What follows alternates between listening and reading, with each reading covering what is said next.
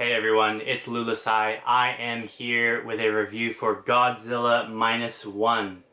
It is a very hot day today, so I almost didn't want to watch anything, but I did anyways. I showed this to my parents. This is my second time watching it personally. I had to show it to them, and it blew their minds as much as it did mine the first time I watched it.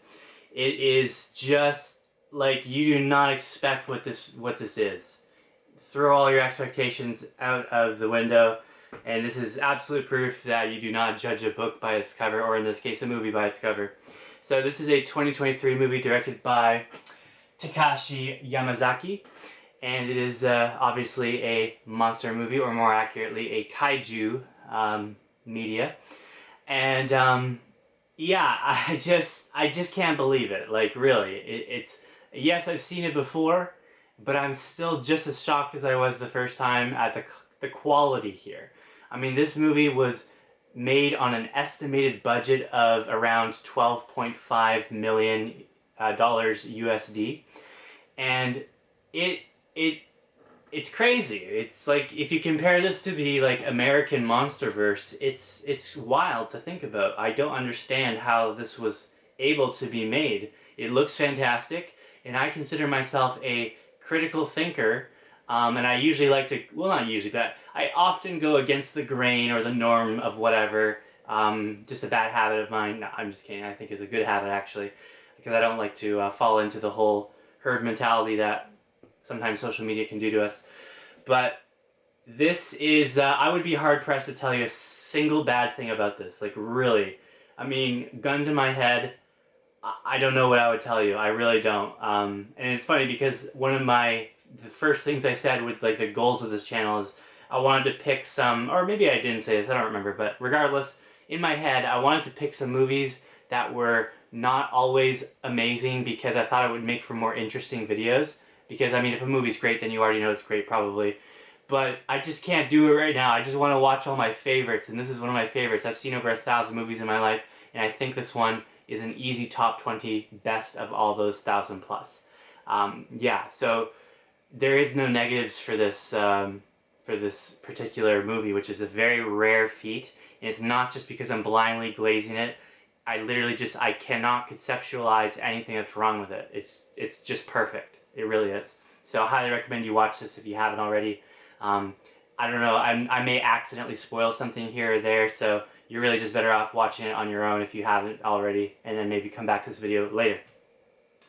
So the plot is we are following the final days of World War II, and then eventually actual post-war Japan, and we follow a Japanese kamikaze pilot who becomes disgraced by his comrades because he decides that, you know, he kind of likes living, right? He doesn't necessarily want to just throw himself at the enemy and that's it. So he's decided he wants to live, so he goes against his mission.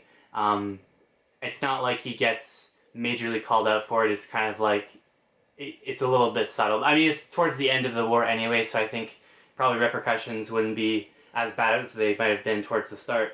But regardless, we follow this guy, and I mean, immediately right off the bat, people are being really rude to him and shaming him and everything. But as an audience member, you just feel so bad for him. He's immediately extremely empathizable with and understanding, and I mean, sure, he might be a flawed character, but it's so understandable in basic human nature that you really can't consider these flaws at all, really.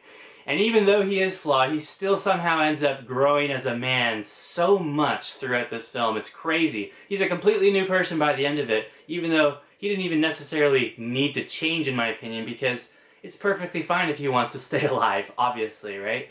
So it's just crazy what this movie manages to do.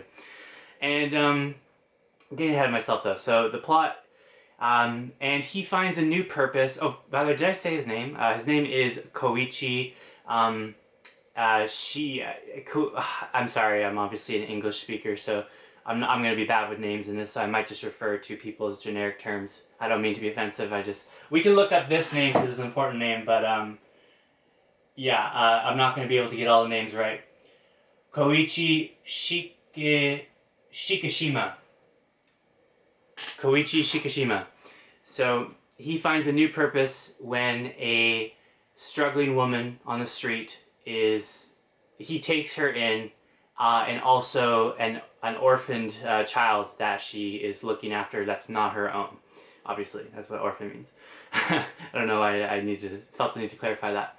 But this is also a really interesting part of the movie because I'm getting ahead of myself, but I mean, it could have went downhill from here if the movie took a different step, but it didn't. I mean, it's their relationship is so natural. It's not like he's taking advantage of her in any way.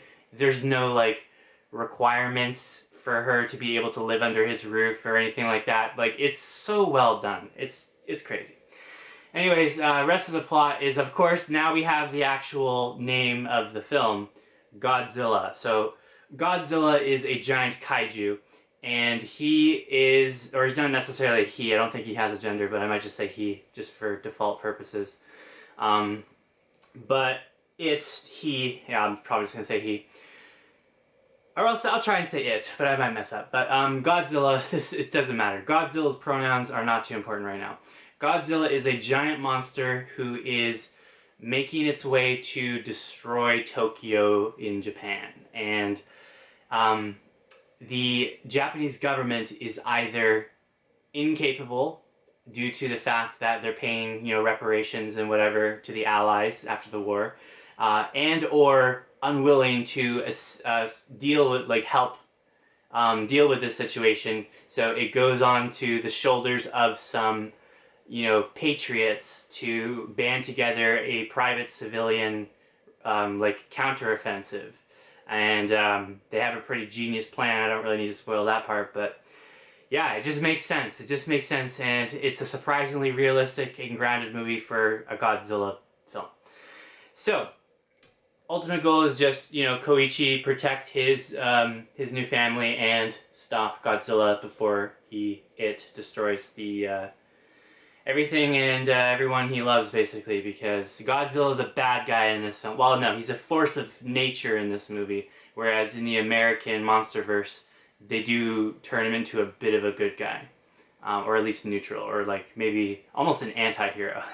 But this is not an anti-hero Godzilla. This is a force of nature to be reckoned with, no mercy.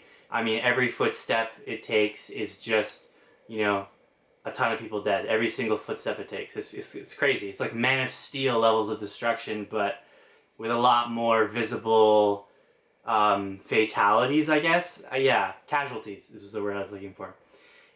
So yeah, negative section.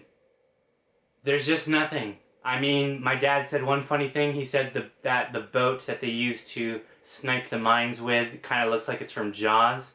He's kind of right about that, so I don't know if they're trying to copy Jaws a little bit with that particular thing. It's not a negative though, just more of a funny thing. Yeah, that's the best I've got for you. Maybe the boat looks like it's too much from Jaws. Yeah, that's how good the movie is, man. It's just too perfect.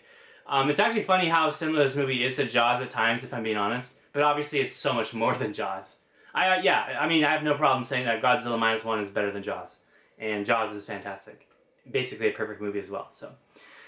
Yeah, so there's no negatives to this, which is crazy. And for positives, okay. So let's focus on the important stuff. So the visuals. I mean, this budget is impressively low, and when I say a movie has a low budget, that's not automatically a bad thing. I mean, we're seeing this time and time again nowadays with Disney in particular, and Marvel, just like really, and Netflix, really like blowing their own budgets way out of proportion and never returning on that cash. But they just have so much cash that they just do it anyways.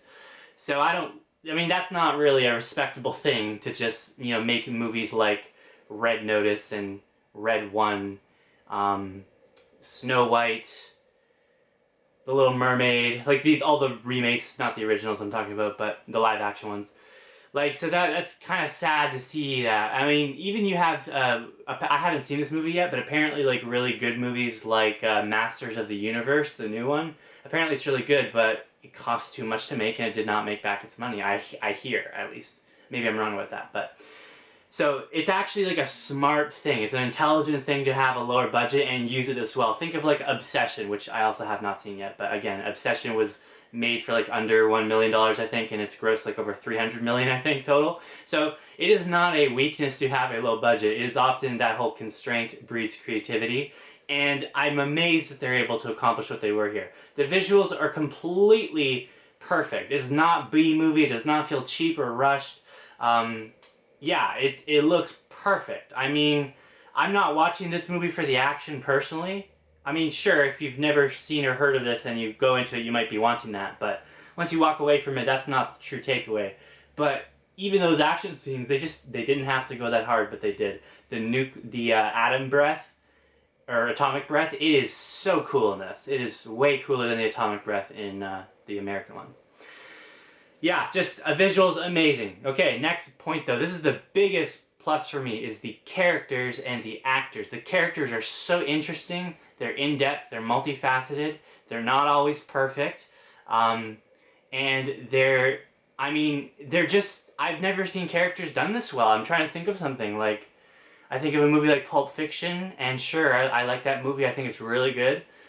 But the characters are just, they don't hit the same as the ones that they do here. That's my honest opinion. I mean, the characters here are just so relatable and down to earth. You are very compassionate with them. Even though they technically, like, even the characters that are quote unquote, like, unkind, even those ones are completely understandable, and you're not, like, hating them or anything. And even those characters turn themselves around too. Not only did they start out, you know, very emotionally distraught, understandably, and, you know, giving our main character, who I like a lot, a really hard time, you still understand where they're coming from, and they still manage to completely change their perspective by the end of the film in a natural and believable way.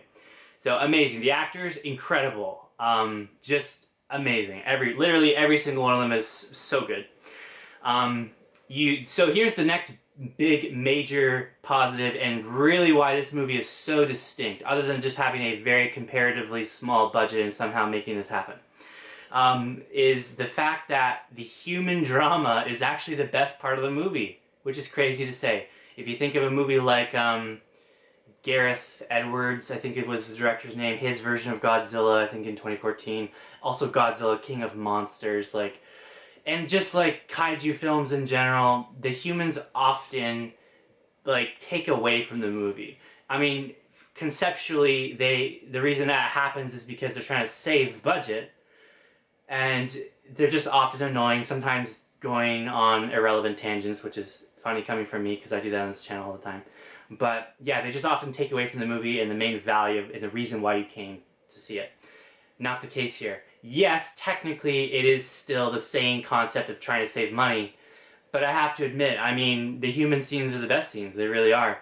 I like Godzilla. I think his design's cool and everything, but Godzilla's just like a plot device for this film, really. Not in a bad way. I mean, he's just a force of nature threat that has to be dealt with. He's not really the focus or the point of this movie. The point of this movie is the human drama, the relationships, the struggles that everyone's going through, the commentary of real-life world, you know, governments and events, and the fact that this movie's made by Japanese people, and then they're daring enough to criticize the Japanese government historically and how they didn't value human life correctly. They didn't install ejection seats into their fighters. It's just so fascinating. I mean, again, I like the action and everything. There's some really cool scenes, especially once Godzilla gets to the main city, and the one, I forget her name, Nori or something. I forget her name now, but like the main woman in this movie, she's like on this train, and Godzilla's just in the background, and every step he takes is just demolishing so many lives. It's crazy. It's wild. So the action's great. It's very impactful. It doesn't feel like a joke at all. But somehow, despite all that, the visuals, the action, that's not even the best part. That's not even the part that I'm remembering when I walk away from this. I'm remembering how it made me feel, the huge emotional impact, and how just intelligent the film is in general. It's honestly wild. I mean, how does a Godzilla movie end up being one of the best, you know, interpersonal relationship and drama and, you know, social commentary films? How does it be one of the best that I've ever seen? It doesn't make sense. It's not, my brain has a hard time wrapping its head, like, wrapping around it, but that's what it is. And that's the thing as well. Yes, it's a very commentary-driven film. The film makes its opinions and, you know, stances very clear, and its messages and themes very, very clear, but it's not irritating. It's not annoying, and it's not, like, preachy. It's completely natural. It makes perfect sense. And I mean, I think it would be pretty hard to find someone who disagrees with any of the messaging in this film. So, I'm going to give Godzilla -1 a 10 out of 10. I have to. I mean, I found myself actively looking for reasons not to, just for the sake of making a more interesting video, and I just couldn't do it. Yeah, it's flawless start to finish, completely engaging, and all of the historically, you know, like, historical is the wrong word to use because, I mean, we're talking about World War II and stuff, but all of the normal problems of this genre are its greatest strengths. So, crazy. Highly recommend it. If you only watch 10 movies ever in your entire life, I think this needs to be one of them. So, thank you for watching, and I will see you next time.